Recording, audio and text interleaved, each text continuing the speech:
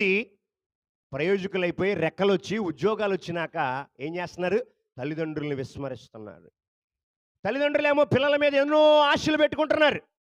పిల్లలు పెరిగి పెద్దవాళ్ళై ప్రయోజకులై నెలకొక 50,000 లక్ష రూపాయలో లేదా కొంత జీతాన్ని సంపాదించుకుని కేపబిలిటీ వచ్చేదాకా ఎవరి మీద ఆధారపడి ఉంటున్నారు? తల్లిదండ్రుల మీదే ఆధారపడి.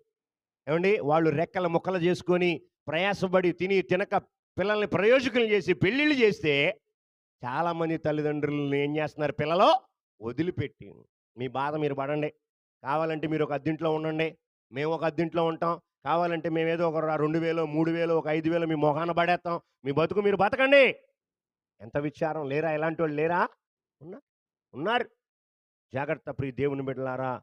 ఈ లోకంలో మనం ఎంతోమందిని ఎన్ని రకాలుగా నమ్ముకున్నా, ఆళ్ళ మీద ఆధారపడినా, పిల్లల మీదైనా, విశ్వాసుల మీదైనా, స్నేహితుల మీదైనా, ఎవరి మీద మనం ఎన్ని రకాలైన నమ్మకాలు పెట్టుకున్నా, ఒక దినాన మన నమ్మకాలన్నీ ఒమ్ము కావటం ఖాయం. కానీ ఒకాయనున్నాడు. ఆయనే నా ప్రభువైన యేసయ్య.